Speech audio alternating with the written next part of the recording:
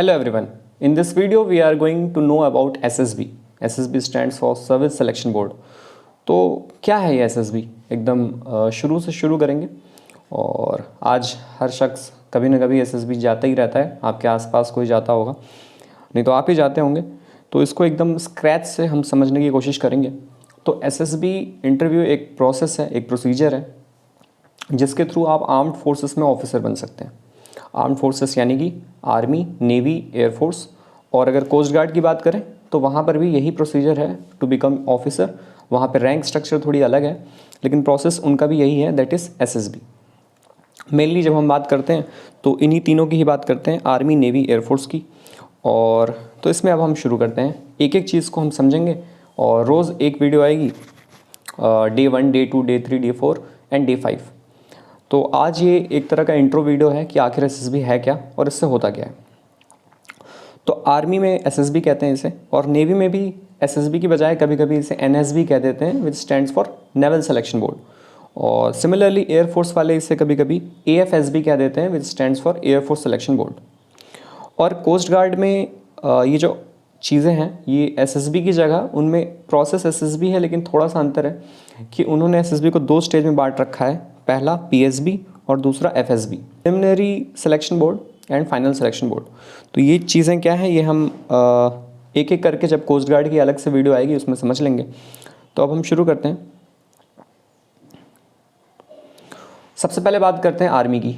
तो आपको पता है पूरे देश में आर्मी है, और तो ये जो सिलेक्शन के लिए आर्मी के 4 SSB सेंटर बनाए गए हैं।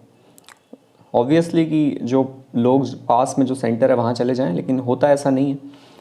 एक बार आपको किसी भी सेंटर में दे सकते हैं, वो ज़रूरी नहीं है कि आपके नज़दीकी वाला सेंटर ही अलॉट हो। तो ये 4 सेंटर कौन से हैं? सबसे पहला है इलाहाबाद। इलाहाबाद जो कि यूपी में है, और selection centre east, UP, Bihar जो भी है इनको पास पड़ेगा।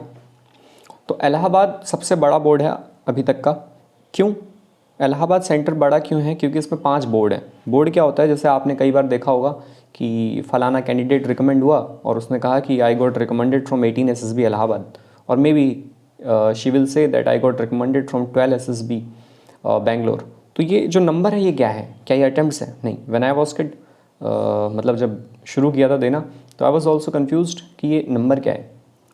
तो होता क्या है कि एक बहुत बड़ा, अगर इलाहाबाद एक सेंटर है SSB सेंटर, तो उसमें कई बोर्ड हो गए हैं, है ना, जिनका काम यही है कि SSB प्रोसीजर ही है, SSB की टेस्टिंग ही करना है। लेकिन इलाहाबाद में अगर हमने एक और बोर्ड बना दिया, तो मतलब एक ही जगह पर अब हम ज़्यादा लोगों की टेस्टिंग कर सकते हैं अलग अलग दिन बुला करके। तो यही है कि एक ही कैंटोनमेंट में, एक ही कैंपस के अंदर कई बोर्ड बना दिए गए हैं। तो आपको कौन सा बोर्ड है वो बच्चे ये बताते हैं कि 18 SSB, बच्चे नहीं कहना चाहिए अब तो इलाहाबाद में जो 5 बोर्ड हैं वो कौन से हैं? 11 SSB, 14 SSB, 18 SSB, 19 SSB and 34 SSB।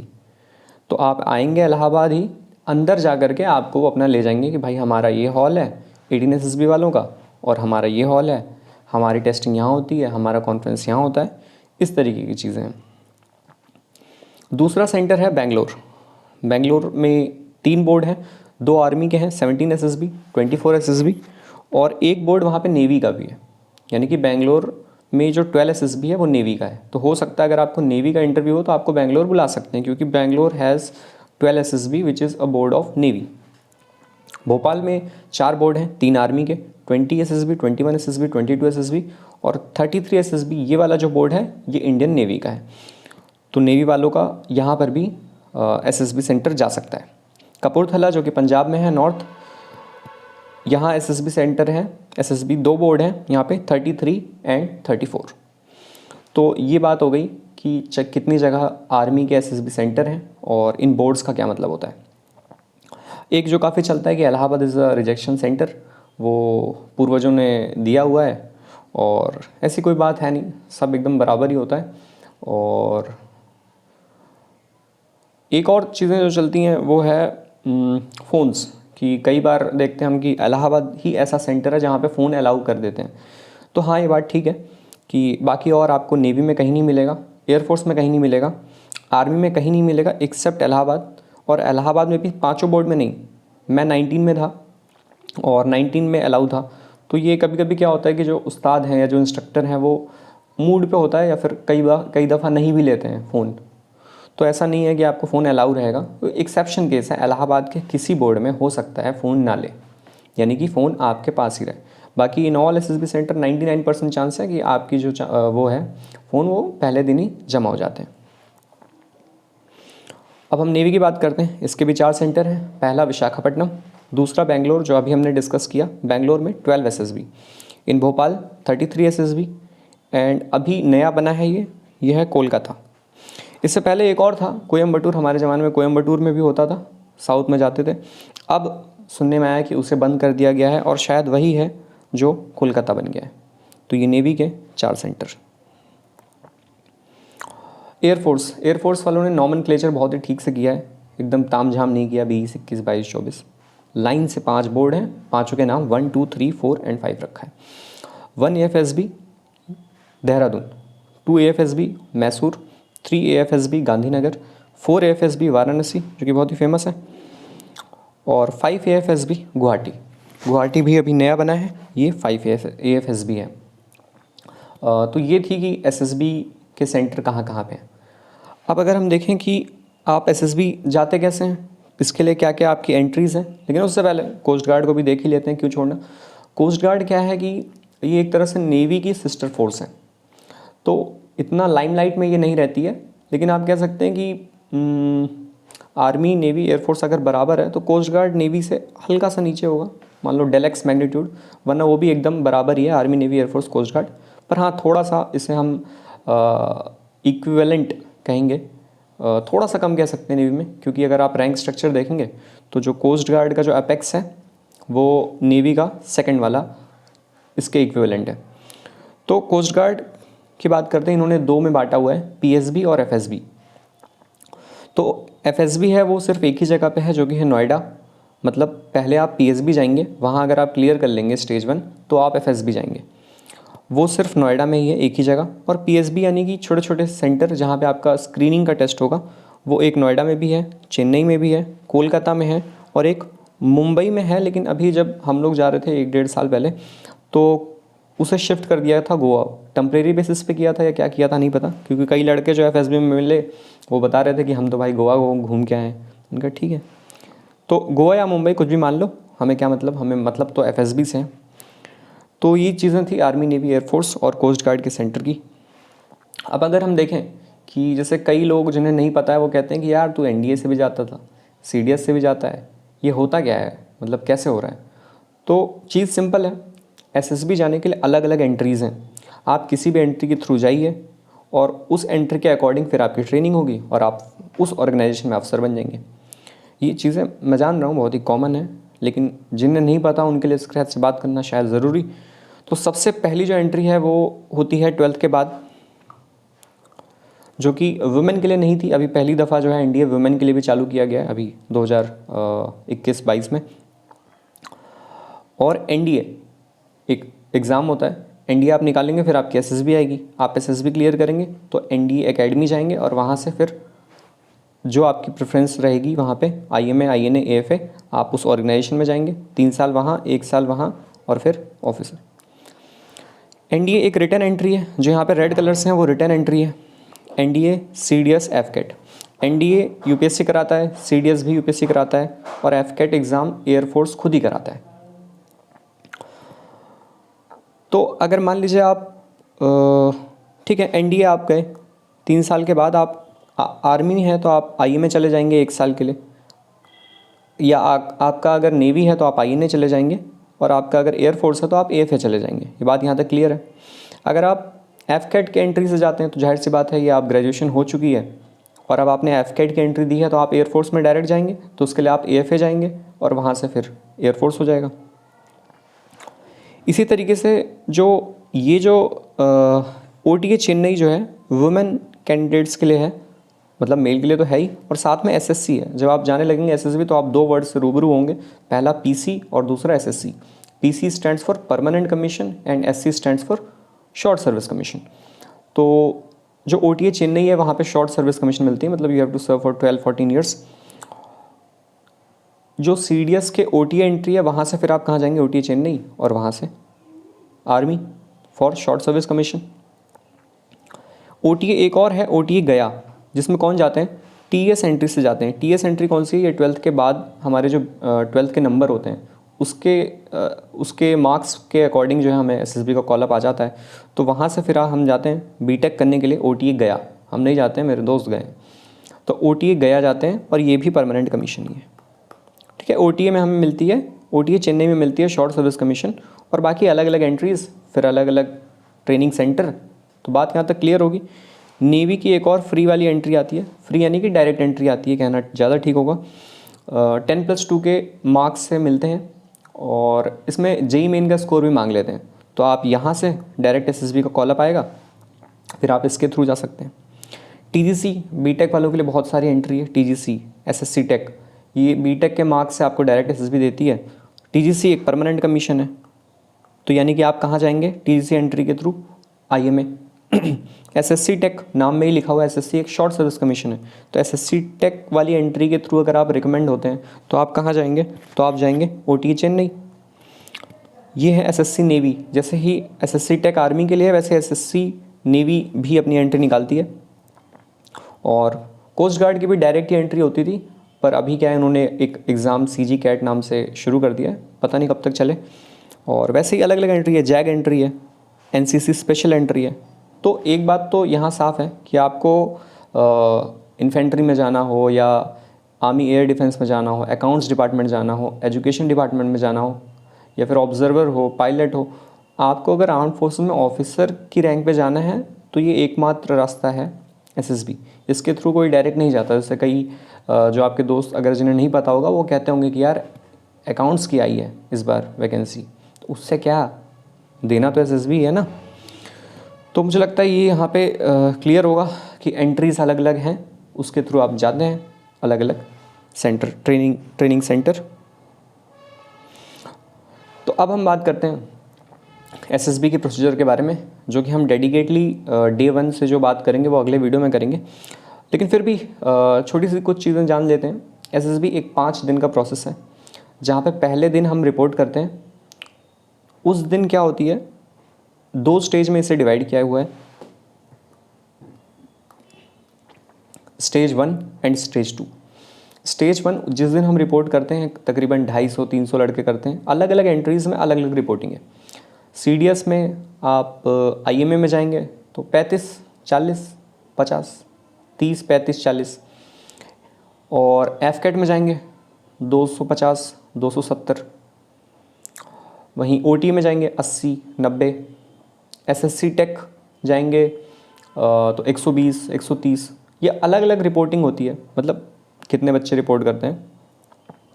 TS entry, technical entry scheme में जाएंगे 300, 350। तो इतने बच्चे जब रिपोर्ट करते हैं तो अब सभी का तो टेस्टिंग, एक्चुअल टेस्टिंग स्टेज 2 होती है, जो कि सभी का कराना पॉसिबल नहीं है। तो इसलिए एक और पैतरा आजमाया गया, जो कि है स्क्रीनिंग का। स्क्रीनिंग मतलब होती है फिल्टरिंग, कि अब 300 में से अब हमारे पास हम क्या करेंगे, 30, 35, 40, क्यों ना हम इतने ही लोगों को ले लें और इन्हीं की टेस्टिंग करें। तो ये स्क्रीनिंग का प्रोसेस आया, जिसका काम क्या है, सिर्फ और सिर्फ फिल्टर करना कि एक्चुअल में हम टेस्टिंग किसके करेंगे। तो उसमें 2 तरीका होते हैं इनके, पहला OIR और दूसरा PPDT। ये क्या है डिटेल में देखेंगे, लेकिन अभी जान लेते हैं कि OIR मतलब होता है ऑफिसर इंटेलिजेंस रेटिंग। नाम में थोड़ा भारी सा है, पर है क्या, ये कुछ नहीं, एक रीजनिंग का टेस्ट है। 30-40 क्वेश्चन होते हैं वर्बल, 30-40 क्वेश्चन होते हैं नॉन वर्बल। आपको ये रीजनिंग का टेस्ट देना है। कई जगह पे हमें लिखना होता है option A, B, C, D। कई जगह पे क्या है, अब OMR आ चुकी है, तो OMR तो पता ही है, ऐसे करके गोला लगा देना है, ठीक है। सेकंड चीज़ होती है इसके बाद PPDT। PPDT stands for picture perception and discussion test. आपको एक तस्वीर दिखाई जाएगी, फ़ोटो दिखाई जाएगी, किसकी होगी, एक ब्लैक एंड वाइट पिक्चर होगी, हल्की हेजी होगी, हल्की ब्लरी होगी, और आपको उस पिक्चर पे एक स्टोरी लिखनी है। उस स्टोरी लिखने के बाद आपको कई ग्रुप में बांट दिया जाएगा, 15-15 के ग्रुप में। फिर उन 15 लोगों को एक एक करके अपनी स्टोरी सुनानी है और डिस्कशन करना है कि आखिर हमारी एक कॉमन स्टोरी क्या है। ये अप्रोच है, ये ऑब्जेक्टिव है। और उसके बाद सब काम ख़त्म हो जाएगा, आप खाना खा लेंगे और आपका रिज़ल्ट आ जाएगा। फिर कुछ लोग बचेंगे 30, 35, 40, उन लोगों की एक्चुअल टेस्टिंग होगी, जिसे हम कहते हैं स्टेज 2 या फिर SSB इंटरव्यू। बाकी लोग क्या करेंगे, बाकी लोग ट्रेन के धक्के खाएंगे जिनके पास रिजर्वेशन नहीं है और अपने अपने घर को रवाना हो जाएंगे। और कुछ लोग छोड़ देंगे और कुछ लोग के अंदर वो जज्बा, वो जुनून रहेगा कि हमें दोबारा आना है और एक बार हमें भी स्टेज 2 तक पहुंचना है।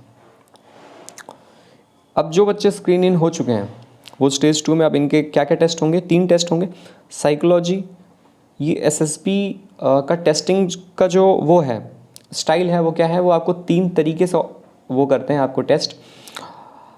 संस्कृत में महाभारत में से ये लिया हुआ है, मनसा, कर्मणा और वाचा।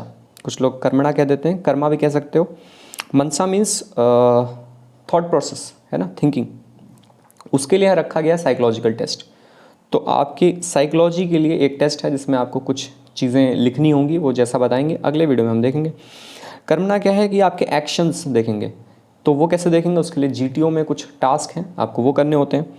और वाचा मीन्स आपकी स्पीक क्या है, वर्ड्स क्या हैं, आप बोलते क्या हैं, उसके लिए कौन सा स्टाइल है। Simple interview 30, 35, 40 minutes, 25 minutes, 40 minutes, इतने देर का आपका इंटरव्यू होता है। इन तीनों तरीक़ों से आपको वहाँ पे जज किया जाएगा कि आप उस फ्रेम स्ट्रक्चर के लिए, आर्म्ड फोर्सेस के लिए फ़िट हैं या नहीं है। उसके बाद फिर आपकी आखिरी दिन एक कॉन्फ्रेंस होती है जिसमें ये तीनों लोग, साइकोलॉजिकल, जीटीओ और इंटरव्यू, ये तीनों बैठते हैं और बोर्ड का प्रेसिडेंट बैठते हैं और आपके ऊपर थोड़ी देर के लिए 1 मिनट 2 मिनट डिस्कशन होता है। अपने अपने वो लोग स्कोर बताते हैं कि हाँ मैंने कर दिया है, मैंने नहीं किया है, ऐसी सी बात है। और फिर कॉन्फ्रेंस हो जाती है और उसके बाद आपका रिज़ल्ट आ जाता है जिसमें से 3, 4 या कभी कभी 5, लड़कियों में तो बहुत ज़्यादा भी हो जाते हैं, 10-10 भी रिकमेंड हो जाते हैं। और मेनली अगर रिकमेंडेशन की संख्या बताएं तो 3 या 4 कहना ज़्यादा ठीक है। बाकी कोई रेशियो नहीं होता है कि 2 होने ही होने हैं या 4 होने ही होने हैं। कभी कभी 1 भी नहीं होते हैं, कभी कभी 10 भी हो जाते हैं, 6 भी हो जाते हैं। वो उनके ऊपर है कि उन्हें कौन कौन शख्स पसंद आ गया, उसे वो रिकमेंड कर देंगे। दे हैव नो प्रेशर कि इतने करने हैं। तो ये थी एसएसबी की पूरी कहानी और अगले वीडियो से हम एक एक करके डे 1, डे 2, डे 3 पूरा समझेंगे। और फिर जो लोग 3-4 लोग जो सेलेक्ट हो जाएंगे वो रिकमेंड हो जाएंगे, they will move for medicals. और बाकी और लोग जो अब बच चुके हैं, जो 25 लोग बच चुके हैं, वो क्या करेंगे, वो फिर से घर जाएंगे। उनमें भी कुछ लोगों में अब जुनून और ज़्यादा बढ़ जाएगा, वो और ज़्यादा मेहनत करेंगे कि यार हमें तो करना ही है, हम तो एकदम छू करके वापस आए हैं। तो अब वो जाएंगे इंट्रोस्पेक्शन की ओर और बहुत ही ज़्यादा टाइम उनका इंट्रोस्पेक्शन में जाएगा, जिसमें से आगे कई लोग रिकमेंड भी हो जाएंगे और कुछ इंट्रोस्पेक्शन के चक्रव्यूह में फंसे रह जाएंगे। और इसके बाद फिर लोग जाते हैं तो यहाँ पे आपको ग्रुप फ़ोटो भी मिलती है, तो वो लोग अच्छा है लोग रखते हैं। और मनसा, कर्मणा, वाचा आपने देखा भी होगा, लोग अक्सर अपने इंस्टाग्राम के बायो पे भी लिखे रहते हैं। तो यही 3 चीज़ें हैं जिससे कि एसएसबी की टेस्टिंग होती है। तो ये सारा पूरा खेल एसएसबी का था। और मैं जो वीडियो लाऊंगा उसमें मैं ये भी बता दूंगा किस सेंटर में कहाँ रुकना है पास में, है ना, जाना कैसे है, या फिर आपके और कोई डाउट्स होंगे वो सारे बता दूंगा। और एसएसबी का जो कॉल अप लेटर है उसके साथ क्या क्या डॉक्यूमेंट ले जाने होते हैं वो उसमें लिखा होता है, उसे ज़रूर ले जाना। और एक फ़ोटोकॉपी भी होती है डॉक्यूमेंट्स की, वो ले जाना। पासपोर्ट साइज़ फ़ोटोग्राफ होती है, वो ले जाना। और ज़्यादा कोई टेंशन लेने की ज़रूरत नहीं होती। कुछ लोग 3-3 फ़ोटोकॉपी करा लेते हैं, नहीं ठीक है 3 करा लो अपने लिए, लेकिन 2 बहुत है, एक ही यूज़ में आती है, वो 2 मंगा लेते हैं अपने हिसाब से। और एक और चीज़ कि आखिर ये कॉल आता कैसे है, और ये जो कॉल का वर्ड है काफ़ी चलता है मार्केट में कि एसएसबी का कॉल आ गई। जो किड्स थे या फिर जो व्हेन आई वाज कन्फ्यूज्ड कि कॉल आएगा, हेलो हाँ आपकी एसएसबी आ गई, आ जाओ। कॉल इसे नहीं कहते, कॉल का मतलब ठीक वही है जो आजकल हम समझ रहे हैं कि मेल आ जाएगा आपको कि you are eligible for this, you have been shortlisted for this entry and you are suppose to report at this, या फिर चूज़ योर डेट। तो जैसे कि ये एंट्री है टीएस, तो क्या ऑटोमेटिक 12 से निकलते ही हमें एसएसबी का कॉल आ जाएगा मेल पे? नहीं, आपको जॉइन इंडियन आर्मी जो वेबसाइट है वहाँ पे जा करके अपना भरना है पूरा फॉर्म, जैसे फॉर्म भरते हैं नॉर्मली, ये रहे मेरे मार्क्स ऐसे से। फिर वहाँ पे वो अपने हिसाब से आपको मेल पे एक ईमेल भेजेंगे कि भाई ये रही लिंक, इस लिंक पे क्लिक करके अपना डेट चूज़ कर लो। इस तरीके से होता है। ठीक वैसे अगर नेवी का है, एसएससी नेवी की, आपने बीटेक किया है, अभी आपके पास नेवी में जाना है, तो जॉइन इंडियन नेवी वेबसाइट पे आपको जाना है। वहाँ पे होगा जॉइन एज ऑफिसर, फिर वहाँ पे आपको जाके उस एंट्री के लिए अप्लाई करना है। तो ऐसा नहीं है कि आपने बीटेक कर लिया ऑटोमेटिक आ जाएगा, या आपने 12th से निकले और ऑटोमेटिक आ जाएगा। सभी चीज़ों के लिए अप्लाई करना है। एसएससी टेक की एंट्री आपको चाहिए, तो एसएससी टेक की जब नोटिफिकेशन आए तो आपको जॉइन इंडियन आर्मी पे जाना है, वहाँ पे आपको पूरा फॉर्म फिल करना है और फिर वो आपको ईमेल आ जाएगा। उसके बाद आप ईमेल आ जाएगा, फिर आपने डेट चूज़ किया, फिर अब आपके पास कॉल अप लेटर है, वो कॉल अप लेटर लेके आप जाएंगे। अब आप जाएंगे तो कहाँ जाएंगे उस सिटी में? तो उसके लिए क्या है कि पहले तो एमसीओ पे ही रिपोर्ट करना होता था। MCO stands for movement control office. Station में ही प्लेटफॉर्म नंबर 1 पे मोस्टली ये होता है, एमसीओ पे आपको रिपोर्ट करना होता था। और उनकी गाड़ी आती थी, आर्मी की, नेवी की, एयरफोर्स की, और वो आपको ले करके एसएसबी सेंटर जाते हैं, काम ख़त्म। उसके आगे वही करेंगे। अभी कोविड के टाइम से क्या हुआ है कि गाड़ियाँ आनी बंद हो गई हैं, अब वो डायरेक्ट आपको सेंटर पे बुलाते हैं। तो आप स्टेशन के पास कहीं रूम लेंगे और सुबह फिर वहाँ से डायरेक्ट एसएसबी सेंटर जाएंगे। जैसे इलाहाबाद में भी अब गाड़ी नहीं आती, भोपाल में भी नहीं आती अब, और बेंगलोर में भी नहीं आती। ये सब पहले आती थी अपने टाइम पे, और यहाँ पे वाराणसी में अभी आती है। तो ये सारी चीज़ें थी और हम एक एक करके अब अगले वीडियो में सारी डिस्कस करेंगे। Thank you, stay tune.